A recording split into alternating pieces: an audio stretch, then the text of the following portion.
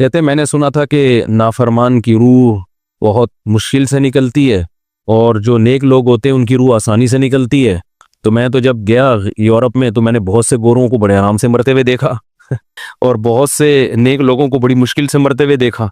तो ये क्या है? तो कह रहे मुझे तो इस्लाम के बारे में इश्कालात शुरू हो गए। मैंने कहा आपने जिनसे ये तकरीर सुनी है ना कि नेक लोग की रूह आराम से निकलती है, बुरों की मुश्किल से निकलती है, उन्होंने आधी बात बताई है, पूरी नहीं बताई।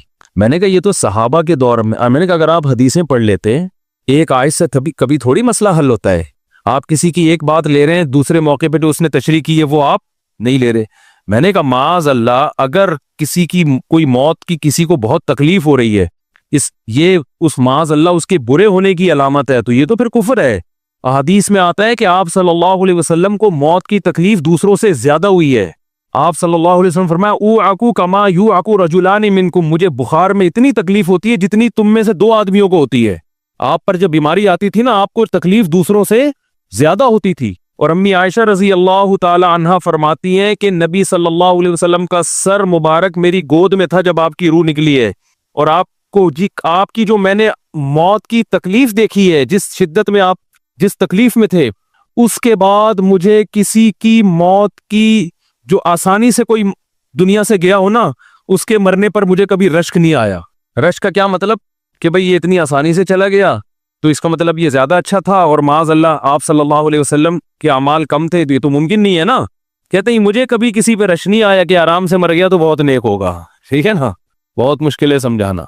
अम्मी आयशा फरमाती हैं कि यानी अम्मी आयशा की हदीस का मफहूम बयान कर रहा हूं कि नबी सल्लल्लाहु अलैहि वसल्लम की मौत के वक्त जो तकलीफ की हालत थी उसको जब से मैंने देखा है, तो अम्मी आयशा की बात का खुलासा ये है कि अब अगर मैं किसी को देखती हूँ ना कि आराम से रूह निकल रही है, नहीं आराम से मर रहा है, दुनिया से जा रहा है, तो मुझे इस पर रश नहीं आता क्योंकि बहुत नेक होगा। क्या मतलब? इसका नेक अमल से ताल्लुक बोलते क्यों नहीं है। लेकिन हमारे यहाँ सारा मदार किस पर है? मरने के बाद शक्ल कैसी है उसकी? आड़ा तिरछा हो गया तो जहन्नम में जा रहा है इसका मतलब। और अगर मरा हुआ है, दांत खुले में, ऐसा लग रहा है मुस्कुरा रहा है, सीधा कहाँ जा रहा है? ओ भाई, अगर खुदा न ख्वास्ता कोई लकवे का मरीज था, कोई फालिज का मरीज था, वो तो मरेगा तो उसका तो बेचारे का होगा थोड़ा सा चेहरा भी टेढ़ा हो सकता है, कुछ भी हो सकता है, नेक लोगों का भी हो सकता है। तो मदार किस पर है? आमाल पर। और नेक लोगों को बाज दफा मौत के वक्त डबल तकलीफ दी जाती है। एक तो इसलिए दी जाती है, या तो इसलिए कि कोई गुनाह इनका बाकी रह गया होता है।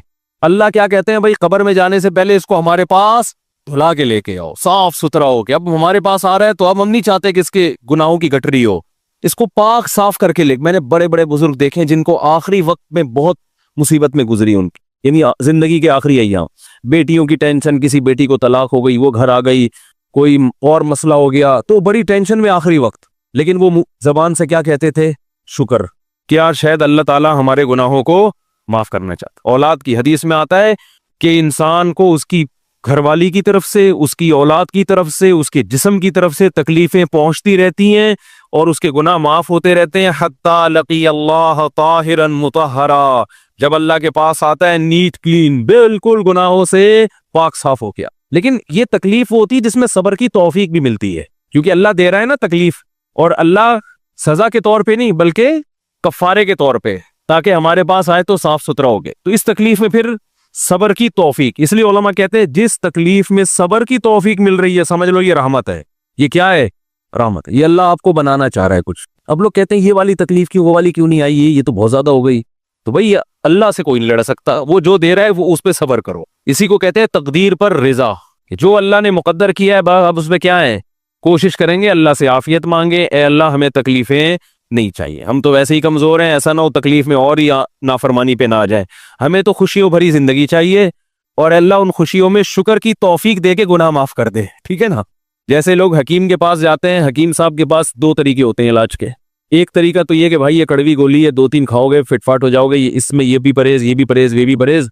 और एक तरीका होता है भाई दूध जलेबी खाओ, इलाज लंबा हो जाएगा, लेकिन वो दवा में क्या है, दूध जलेबी।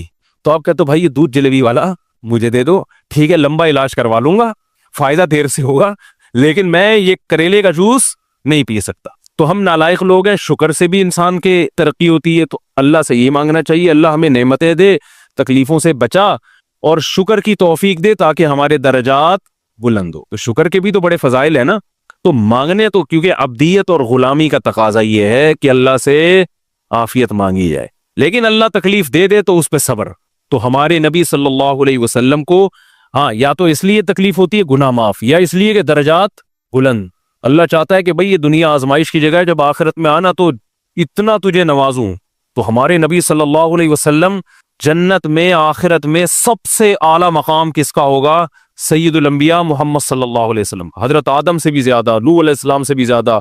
तो अल्लाह ने फरमाया कि आपको प्रोटोकॉल देने के लिए आखिरी जो अब आपका आखिरत का सफर है ना, उसमें मादी तकलीफ आपको दूसरों से ज्यादा दी जाएगी। यही वजह है कि हजरत फातिमा रजी अल्लाह ताला अन्हा, आपकी चहीती बेटी, जब उन्होंने आप सल्लल्लाहु अलैहि वसल्लम की उस तकलीफ को देखा ना, जो मौत के वक्त तकलीफ थी और जो बुखार की शिद्दत थी, वाह करबा अबता, फरमाती थी हाय मेरे वालिद का कर्ब।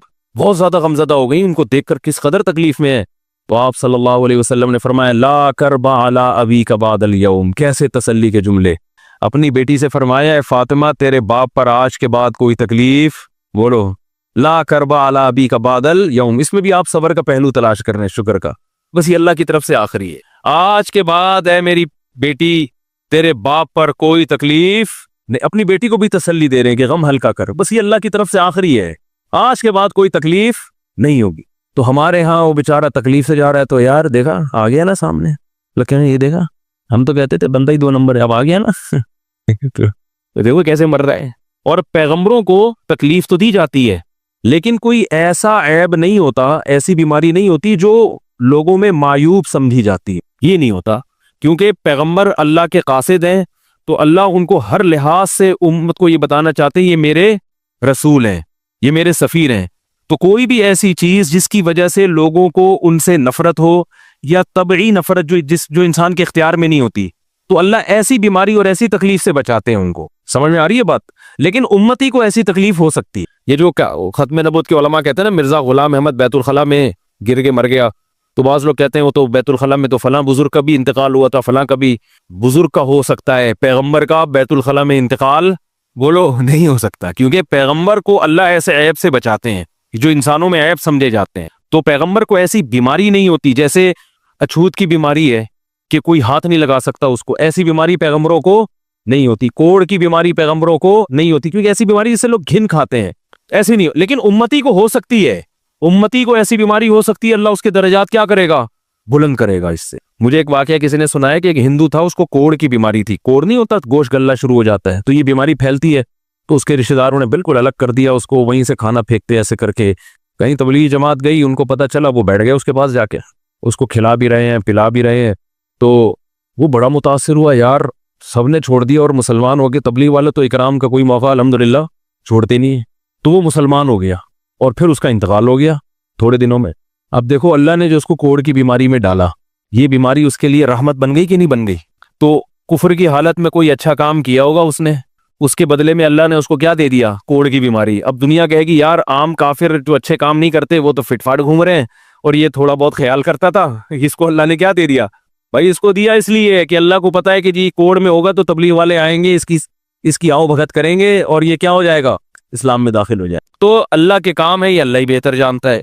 तो बाज दफा अल्लाह तकलीफ में डालते हैं ताकि आपके गुनाह धुल जाएं। तो इसलिए मौत की जो तकलीफ है ना, अच्छा, और ऐन मुमकिन है कोई बहुत बड़ा बदमाश हो, बड़े आराम से मर जाए, और मरने के बाद ऐसी खूबसूरत स्किन हो जाए उसकी, क्योंकि स्किन की अच्छे या बुरे होने का ताल्लुक मौसम से है, जीने, ठीक है ना। जिसको ब्रेन हेमरेज होता है तो चेहरा खराब होता है, चाहे वो नमाजी हो। मैंने ऐसे पक्के नमाजियों को जिनकी नमाज की हालत में डेथ हुई है, उनको देखा मौत के बाद उनका चेहरा काला हो गया। ये बुरी बात नहीं थी, ये काला इसलिए हो गया कि ब्रेन हेमरेज हुआ, रग फटी है तो ब्लीडिंग होना, और हार्ट अटैक भी हुआ फिर उनको। तो डॉक्टर कह रहे थे इनको जल्दी दफनाओ, क्योंकि ये बहुत जल्दी इनका जिस्म खराब हो जाएगा। हालांकि फिर मैंने ख्वाब में उनको जन्नत में भी देखा। सही है ना। तो खाम खमाना लोगों ने ये चीजें बनाई हुई। तभी मैयत को छुपाने का हुक्म है, क्योंकि इकराम करना है ना, तो चेहरा मरने के बाद बिगड़ना शुरू होता है।